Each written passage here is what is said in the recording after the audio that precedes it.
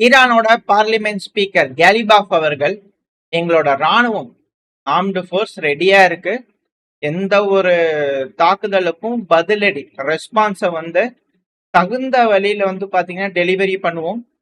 எந்த ஒரு அக்ரெஷனா இருந்தாலும் சரி, ஸ்ட்ராட்டஜிக் மிஸ்டேக், டெசிஷன் மிஸ்டேக், இது போல தப்பான விஷயங்கள் நீங்க செய்ய தவறான ரிசல்ட்டுக்கு தான் அது வழிவகுக்கும்.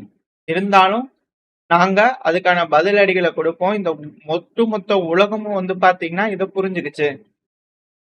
நாங்க தயாராயிட்டோம், எல்லா ஆப்ஷனுக்கும் தயாராயிட்டோம், நீங்க சர்ப்ரைஸ் ஆயிருவீங்க அப்படிங்கிறது போல ஈரானோட பார்லிமெண்ட் ஸ்பீக்கர், அதுக்கப்புறம் பேச்சுவார்த்தைகள்ல தலைமை பொறுப்புல இருந்த கேலிபாஃப் அவர்கள் பாத்தீங்கன்னா இது போல ஒரு போஸ்டர் போட்டிருக்காரு. காரணம் என்ன அப்படின்னா, அமெரிக்க அதிபரான டொனால்டு ட்ரம்ப் அவர்கள் தேவதூதர் NSA நேஷனல் செக்யூரிட்டி மீட்டிங் பாத்தீங்கன்னா அமெரிக்காவில் நடந்திருக்கு டொனால்டு ட்ரம்ப் அவர்களோட தலைமையில. ஸோ நேஷனல் செக்யூரிட்டி டீம் பாத்தீங்கன்னா இன்னைக்கு அடுத்த கட்டமா ஈரானோட போர்ல என்ன செய்யலாம் அப்படிங்கிற விஷயங்களை பேசி இருக்கிறாங்க அப்படிங்கிறது போல. அதுவும் கண்டிப்பா மிலிட்டரி ஆக்ஷனை ரெனியூ பண்றது, ஏன்னா பேச்சுவார்த்தை தோல்வியாயிடுச்சு. ஈரான் கொடுத்த எந்த ஒரு விஷயமே பாத்தீங்கன்னா அமெரிக்காக்கு பிடிக்கல அப்படிங்கிறது போல ட்ரம்ப் அவர்கள் சொல்லிட்டாரு. ஸோ இதனால மிலிட்டரி ஆக்ஷன் திரும்பவும் ரெனியூ ஆகுமா, இல்ல நெகோசியேஷன் பாத்தீங்கன்னா தொடங்குமா? ஏன்னா நெகோசியேஷன் டெட்லாக் ஆயிடுச்சு. திரும்பவும் பேச்சுவார்த்தை அப்படிங்கிற செய்வாங்களா, இல்ல சீஸ்ஃபயர் அப்படியே இருக்குமா அப்படின்ற கேள்விகள். சீஸ்ஃபயர் இருந்தாலும் இல்லாட்டியும் ஸ்ட்ரைட் ஆஃப் ஹார்மஸ் க்ளோஸ்ல இருக்கு. ரெசெஷன் அப்படிங்கிறது உறுதி. இப்ப அதை அன்பிளாக் பண்ணலன்னா பெரும் சிக்கல் ஆயிடும். நம்ம சேனலை திருப்ப சொல்லிட்டு இருக்கக்கூடிய ஒரு விஷயம் தான். June, July, August, September, October ரொம்ப மோசமா இருக்க போகுது அப்படிங்கிறது போல பல அனலிஸ்ட்களோட கருத்துக்கள். இதே போல ஸ்ட்ரைட் ஆஃப் ஹார்மஸ் க்ளோஸ் ஆயிருங்க. ஒருவேளை அந்த ஸ்ட்ரைட் ஆஃப் ஹார்மஸை ஓபன் பண்றதுக்கு அமெரிக்கா திரும்பவும் ப்ராஜெக்ட் ஃப்ரீடம் பண்ணா ரீஸ்டார்ட் பண்ணலாமா அப்படின்ற கேள்விகள் இருக்கு. இதுல அமெரிக்காவோட நேவல் ஆபரேஷன்ஸ் பண்ணா ஸ்ட்ரைட் ஆஃப் ஹார்மோஸ்ல தயாரா இருக்கா அப்படிங்கிற கேள்வி. ஏன்னா சஸ்பெண்ட் பண்ணியிருந்தாங்க முன்னாடி இருக்கக்கூடிய விஷயத்துக்கு, இப்ப திரும்பியும் பாத்தீங்கன்னா ரெடி பண்ணுவாங்களா? ஒருவேளை ஏர் ஸ்ட்ரைக், பழையபடி போரியே நம்ம செய்யலாம் அப்படிங்கிறது போல ஏர் ஸ்ட்ரைக் மூலியமா தாக்குதல் பண்றாங்கன்னா ஈரான்ல பேலன்ஸ் இருக்கக்கூடிய அந்த 25% மிலிட்டரி டார்கெட்ஸ் ஐடென்டிஃபை பண்ணிருப்பாங்க இல்லையா அமெரிக்கா, ஸோ அதை டார்கெட் பண்ணுவாங்களா அப்படின்ற கேள்விகள். அப்படி டார்கெட் பண்றதுனால ஈரான் வழிக்கு வருவாங்களா? இதனால ஸ்ட்ரைட் ஆஃப் ஹார்மோஸ்ல வீக் ஆகுமா, ஈரானோட பிடி தளருமா அப்படிங்கிறது போலலாம் பேசியிருப்பாங்க போல தெரியுது. ஸோ இது நேஷனல் செக்யூரிட்டி டீம் ட்ரம்ப் அவர்கிட்ட என்ன பேசினாங்க, அதோட முடிவுகள் என்ன. அட் த சேம் டைம் இஸ்ரேலோடையும் பேசியிருக்காங்க. ஸோ இஸ்ரேல் பாத்தீங்கன்னா தொடர்ந்து ஸ்பெஷல் மிலிஷனை பாத்தீங்கன்னா அமல்படுத்தணும். ஏன்னா இன்னுமே ஈரான் கிட்ட பாத்தீங்கன்னா என்ரிச் பண்ணக்கூடிய stock price, uranium stock price இருக்கு. அதை மீட் எடுக்காம நம்ம இதை முடிக்க கூடாது அப்படிங்கறத உறுதியா இருக்கிறாங்க இஸ்ரேல். இக்கட்டான சூழ்நிலை சொன்னா ட்ரம்ப் அவர்கள் என்ன முடிவு எடுத்திருக்கலாம்?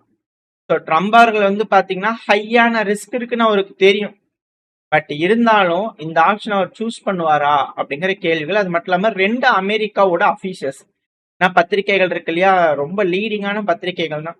ஸோ அவங்க சொல்லக்கூடிய விஷயம் பேர் தான் சொல்ல மாட்டாங்க. பட் ஆனா அமெரிக்காவை சேர்ந்த 2 அபிஷியல்ஸ் என்ன சொல்லியிருக்காங்க அப்படின்னா, ட்ரம்ப் அவர்கள் பாத்தீங்கன்னா ஈரானுக்கு மேலும் அழுத்தங்களை அதிகப்படுத்துறதுக்கான வேலைகளை இறங்கலாம். அதுவும்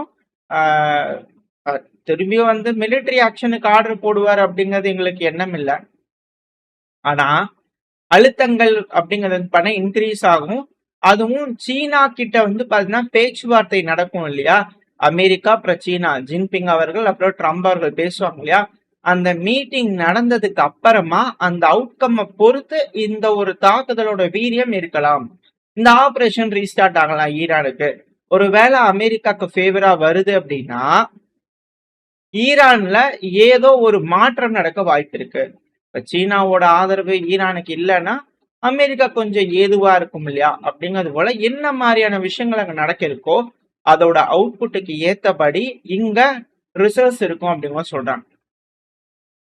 அதே ட்ரம்ப் அவர்கள் சீனா கிட்ட என்ன போய் பேசிடுவாங்க அப்படிங்கிற கேள்விகள் இருக்கு இல்லையா, அதுக்கே அடித்தளம் போட ஆரம்பிச்சிட்டாரு. ட்ரம்ப் அவர்கள் என்ன சொல்லியிருக்காருன்னா, ஜின்பிங் அவர்கள் கிட்ட நான் டிஸ்கஸ் பண்ணும்போது புதுசா தைவானுக்கு ஆயுதங்கள் விற்கிறத பத்தி நான் பேசுவேன் அப்படிங்கிறது போல. ஆக்சுவலா ட்ரம்ப் அவர்கள் அப்படிங்கிறது அமெரிக்கா அப்படிங்கிறது ஒரு விஷயம் நம்ம புரிஞ்சுக்கணும். பாகிஸ்தானுக்கு F-16 குடுத்துருக்காங்க. ஆயுதங்கள் குடுத்துருக்காங்க. அத பயன்படுத்தி நம்மள தாக்குறாங்க. இது போல விஷயங்கள்லாம் இருக்கு. இப்ப அதே போல தான் வந்து பார்த்தீங்கன்னா, தைவானும். இன்னைக்கு போய் சீனா கிட்ட சீனா தைவானுக்கு குடுக்க மாட்டேன்.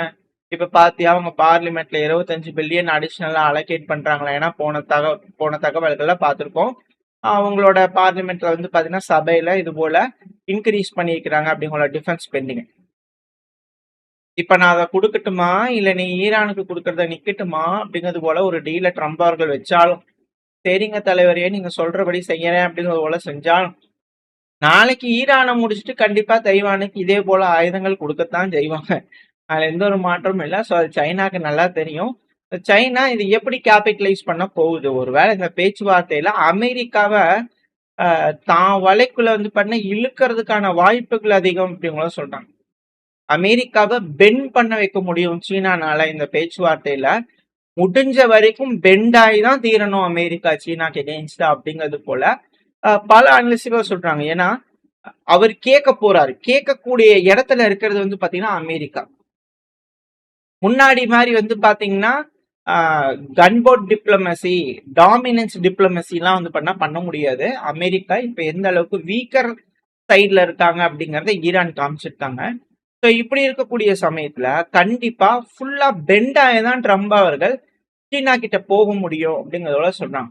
ஸோ எதை இழந்து ஈரான் அடைய போறாங்க அமெரிக்கா, இல்ல இழக்காம ஈரான் கிட்ட தோக்க போறாங்களா அப்படிங்கறத வரக்கூடிய காலத்துல பாத்திரலாம். ஸோ ஈரானோட ஸ்டேட்மெண்ட்டுக்கு ஏற்ப ஈரான் தயாரா தான் இருக்காங்க. அட் த சேம் டைம் ஈரானோட மீடியாக்கள் வந்து பாத்தீங்கன்னா பிராட்காஸ்ட் பண்ணிக்கிட்டு இருந்தாங்க. லாஸ்ட் நைட் போன இரவு எதிரியோட ட்ரோன் வந்து பாத்தீங்கன்னா தென்மேற்கு பகுதி, ஈரானோட தென்மேற்கு பகுதியில சுட்டு வீழ்த்தப்பட்டது. ஈரானோட ஏர் டிஃபென்ஸ் சிஸ்டம் வேலை செஞ்சிருக்கு அப்படிங்கிற ஒரு செய்தியை ஈரான் தரப்புல விட்டுருக்காங்க. இது எந்த நாட்டோடது, எப்படி, என்ன மாதிரி வந்துச்சு அப்படிங்கிறது தெரியல.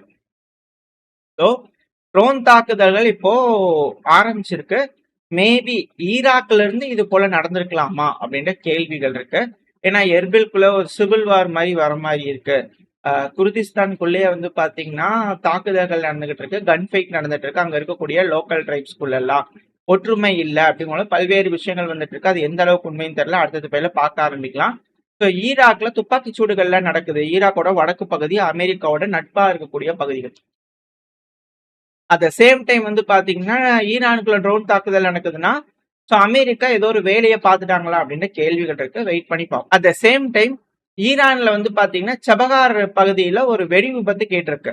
ஸோ அது தாக்குதல் நடந்துருச்சு அப்படி இப்படிங்கிற இனிஷியலா இருந்தது. பட் ஆனால் அது கண்ட்ரோல்டு எக்ஸ்ப்ளோஷன்.